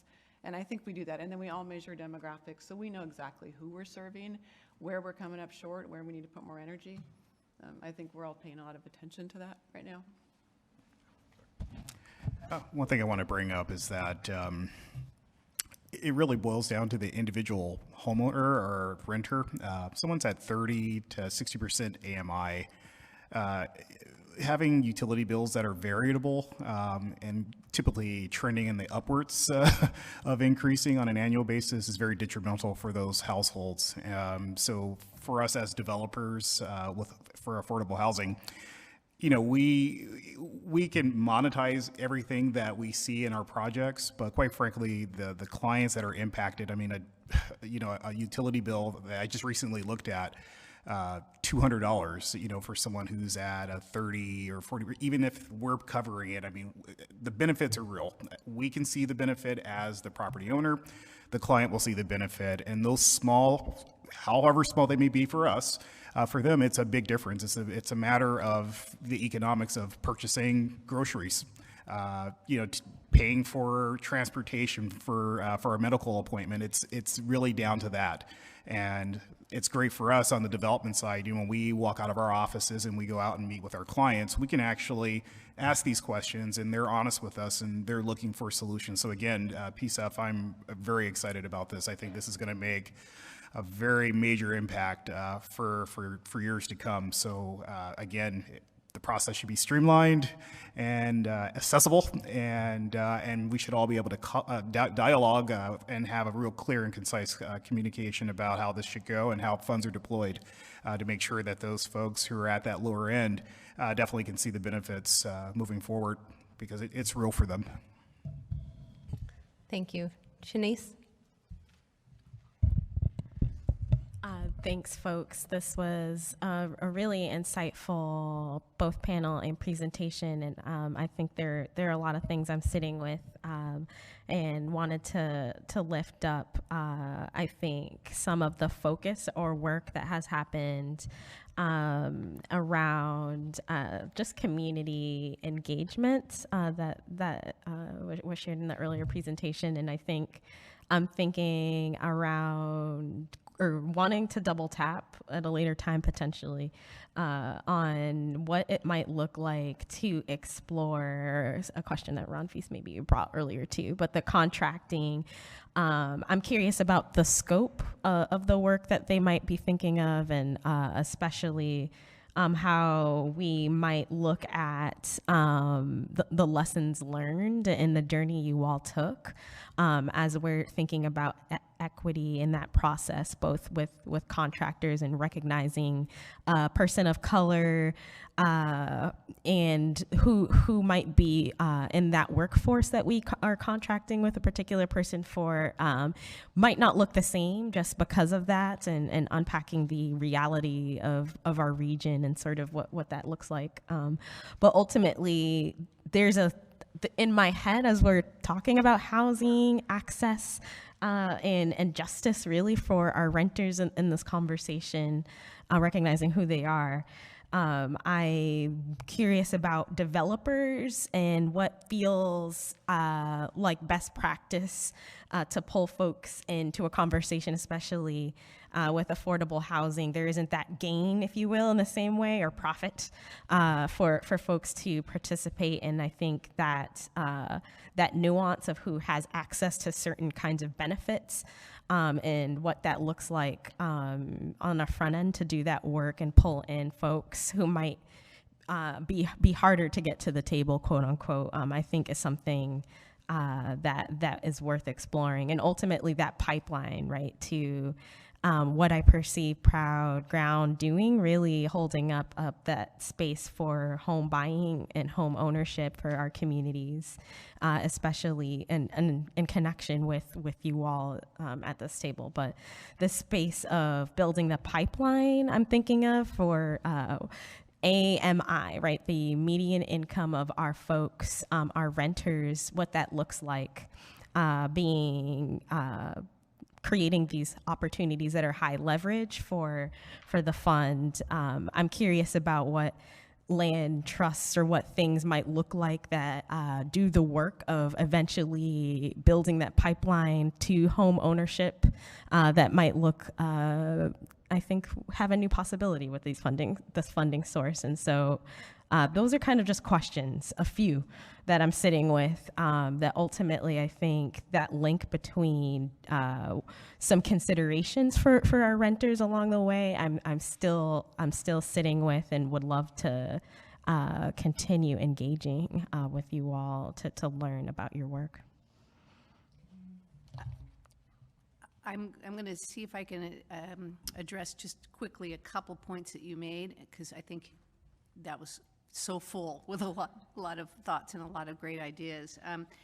The pipeline for people getting into homeownership really, we've got an entire continuum of affordable housing needs, from people making absolutely no money, zero, all the way up to workforce housing for people that are working really hard every day, maybe even up to 100%, and cannot afford any reasonable options in the city of Portland or beyond. So the pipeline, we're finding that people are in subsidized rental units that over time have actually income qualified out, but there's no place for them to go.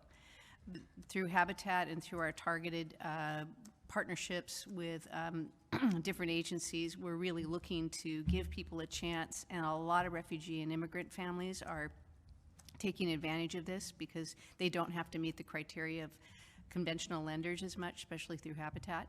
So we're really linking people that are in subsidized rentals into home ownership, thus releasing yet another unit of housing that's really critical maybe for someone else coming up out of, recovery or domestic violence, or in a critical transition in their life that they can stabilize in. So I think a lot of us have been involved in Housing Oregon for a while, the Housing Alliance, to advocate for the entire continuum.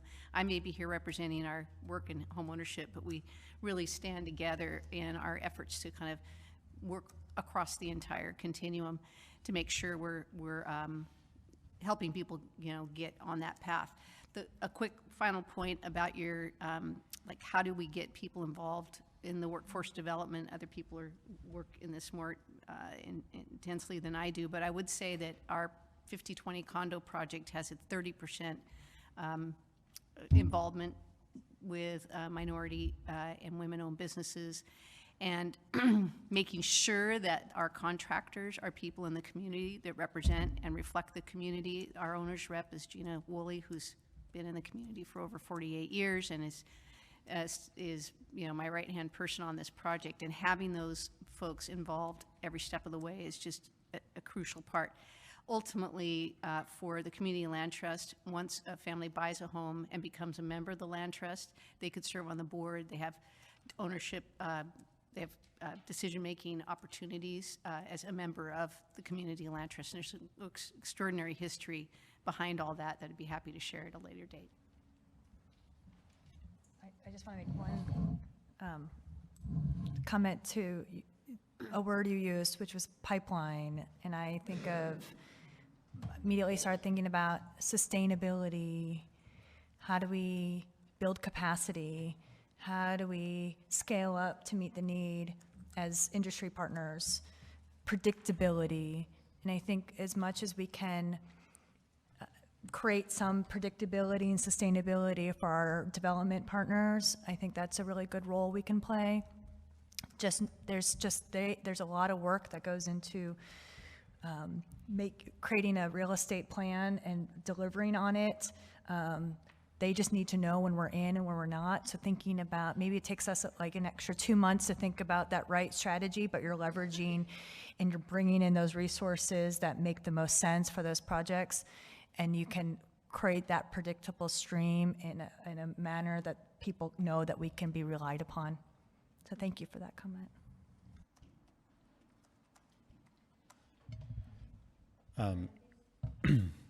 Thank you.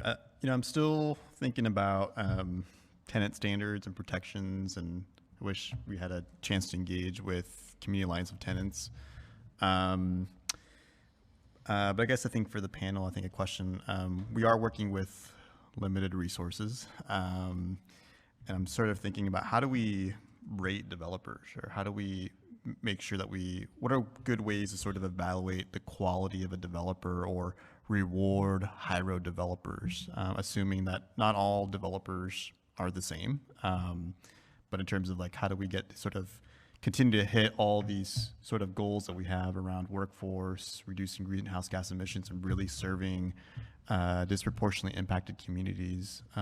Just kind of curious if there's any thoughts from the panel around how we as a committee could structure something that rewards those good, honest developers or nonprofit developers?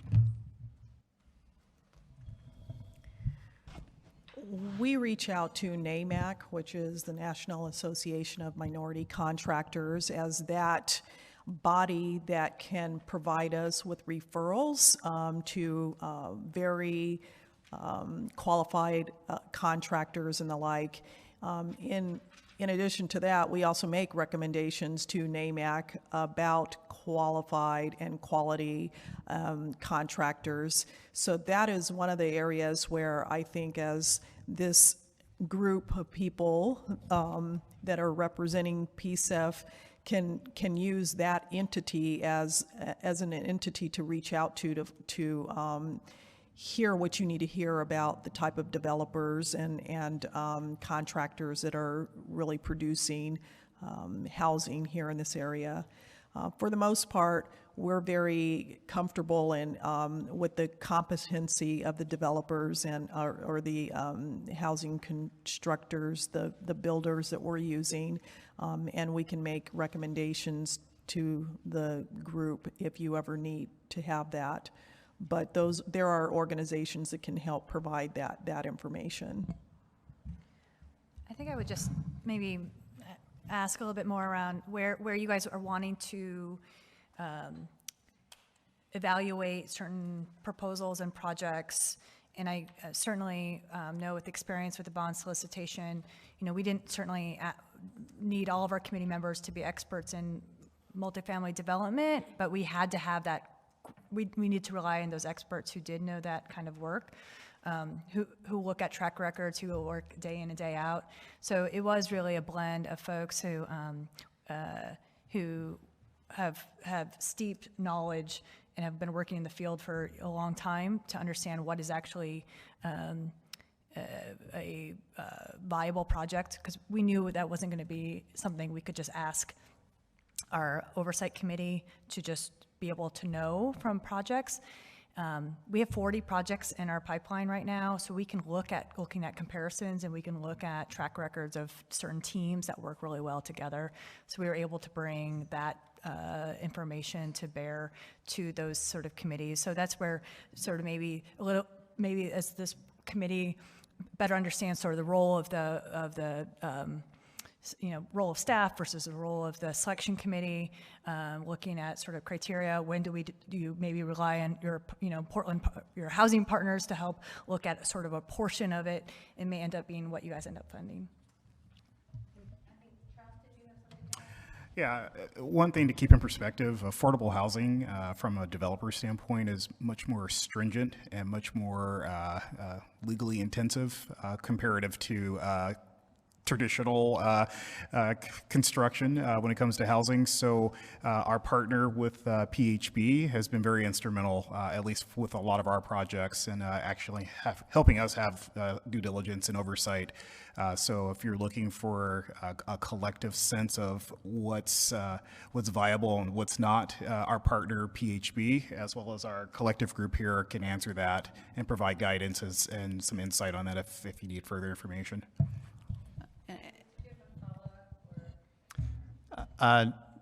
Sort of. I think it's a longer conversation. I think I'd love to sort of pick, how it sounds like what I'm hearing is there's at least a reliance on experts to sort of help vet the process. I guess my question for a deeper dialogue is like, okay, what do those experts actually look for? Are there ways to sort of extrapolate that into some actual clear criterias that are able to be evaluated? So I think that's more, similar to how most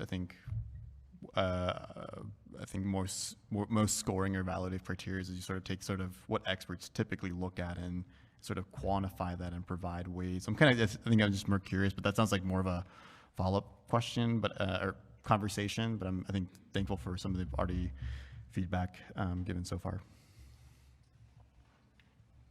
Well, I was just going to say, until you develop your own track record, because obviously, the first couple rounds, you won't have the experience with the applicants, but you'll start to develop your own track record, and you can gauge whether people do what they say they can do. But there are some other objective criteria. If you think about, who do you want the funds to benefit, it's documentable, you know, who we're housing, who are the people that live in the building that's applying for the funds. You know, how has that owner done on compliance? What's that owner's track record on MWESB achievements and utilization rates? You know, like you can, there are ways to try to quantify what people really do, you know, and what their track records are. And if I could add one more quick point, I mean, we wouldn't be doing the project we're doing without PHB. And they're already your kind of partner. I'm glad, you know, Molly's here tonight to tell you what they do and how they do it, because you don't have to replicate what they do. Our projects, at least one we're working on, are predicated on their very diligent oversight. So I think, as Sarah said, you're going to build your own track record in terms of how we all do with getting done what you hope we will. Yeah, thank you. And I think where I'm sort of coming from is just sort of hearing, and I guess it's more important for me to verify, but just sort of anecdotal stories around, you know, just the quality of some of our affordable units are very different from building to building. I think that's a reality, and I think, you know, I think as we think about the construction of energy efficiency projects, solar, I think quality is really important. Making sure we're delivering that quality to tenants is really important. But, you know, I think that's a longer conversation, but thank you all so much for being here. Okay, we are coming up on 8 o'clock, but Andrea has a question, and then I don't know if Faith, you wanted to kind of, after they answer, do a little bit of a wrap up, and then we'll go into work session. Andrea? I know this could be a long answer, but I'll ask you to keep it short in the spirit of time. I'd love to know from each of you, we've had a lot of different solicitation ideas come up in the last hour. If you could create the perfect first solicitation opportunity, what would you want us to fund? So, like the first project. Yeah. Yep. No fuss, easy, out the door, solar panels on units, single-family homes would be a simple start. But I can't say that without saying how important these multifamily developments are and how you could really, again, blend, you know, braid your funding in so we can gain much better energy efficiency with the projects we're going to do. But simplicity and timing couldn't be more important. I want to hop in quickly before y'all continue. As I'm sitting with the concept of visiting cooperative housing, affordable units in other states, I'm curious about if that's come up in your work and what other things you would offer to Andrea's question. Actually, my colleagues across the country, some of them do co-ops, and I think CASA of Oregon is working with a co-op model for manufactured homes and housing. Easier said than done, let me just say that emphatically. It's a great concept and usually kind of forced under pretty severe circumstances where people don't have any other choice but to kind of team up together. I think there's a wave of the future for some good and some bad reasons coming down the pike. So I think it's not happening aggressively right now. Co-housing is more and more, but co-ops will probably be part of our future, but it's not happening as frequently right now. Back to your question, one of the things that PCRI is looking for specifically is really on the rehab side, residential rehab. So we have a need to get water heaters, weatherization, stormwater drain collection, all of those things that go into making older properties more energy efficient and more comfortable and health conscious for our residents.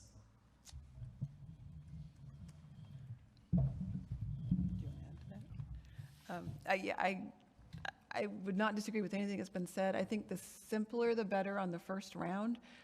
The clearer you can be with what you want to achieve, the better. You know, it could be very finite, and especially on a first round, we would all understand you can't do everything at once.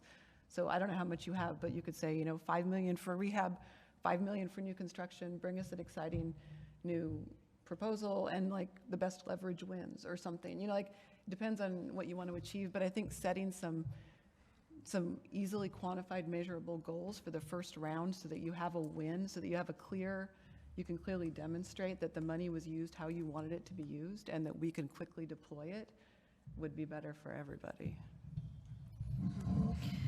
I would say there are the nonprofits, many of them are here tonight, who know how to do home repair and loans.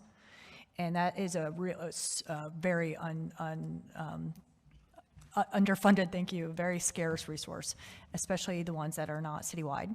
And there are existing contracts already underway, and those agencies can scale up, and they are serving generally families of color, and they're very low income, and they need those repairs so they can stay in their home and not feel the pressure to have to sell, and they can keep then the wealth building. That is what we've been doing so much, and trying to keep those subsidies in creating a generational wealth asset building. That's really key. And then the second would be, as much as we can, bring those energy efficiencies before the building is constructed. The design, it's really hard to go back in time and change out your HVAC, to change out your heaters. It is best to do it from the beginning, and then you're not impacting, actual residents as you're doing that rehab. So I would say immediately would be the home repairs / loans, and then the second priority, ideally, if I can have a two, would be braiding with the new construction. I was going to add, if you remember PHB's last slide, or one of the slides where it showed the average amount was about $3,000 to $4,000 for more or less rehabbing the property. We have experience in identifying really what the true cost and need. The real true dollar amount for a lot of the households that we serve in our homeownership retention program is between $15,000 to $25,000, and a lot of it, quite frankly, is energy efficiencies built into those households.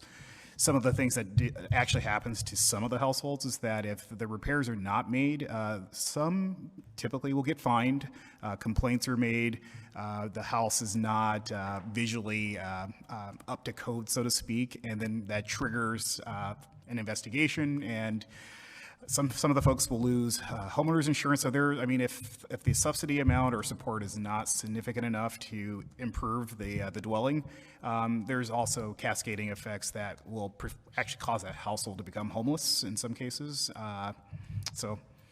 Just a thought. The numbers make sense. Anything above 15 to 25,000 would be ideal for those households.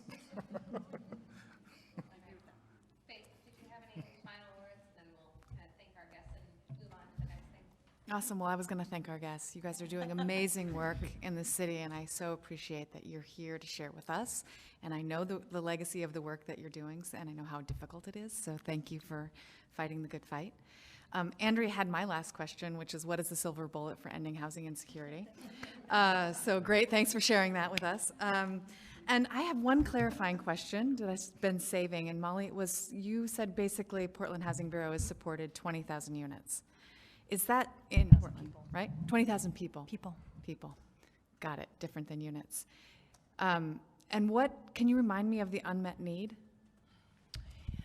Well, I believe, we know it's 22,000 for those that is between 0 to 30, and then it's another 40%, right? Something like that. It's another several thousand after that. So I actually refer back to my slide. Yeah, okay. But it's probably between 25 and 30,000. And in that calculation, is the city thinking about climate refugees and the growing city that we've got? Oh, it's a huge topic. Absolutely. We're anticipating people will keep moving from California and other areas. I think we're going to continue to see huge unmet need in housing for the foreseeable future. It is really daunting to think about, but we're here to at least try to do as much as we can with the resources we have. Thank you for listening to us. Yeah, thank you. And I know what a complicated subject this is as well, and you really made it easy for us to digest, so thank you. And I think any of us would be happy to go back for more nitty-gritty workshops if you guys want to get into the financials and performance. We all have staff that can sit and do that with you. And if you think of additional silver bullets to ending housing insecurity, every time we meet, there's a public comment period. We'd love to hear from you. All right. Thank you all again for coming. We really, really appreciate it. We are going to, at this point in the meeting, move into a work session. And so the public is welcome to stay, but we are going to mute the phone line. I'm not sure if anybody ever called in.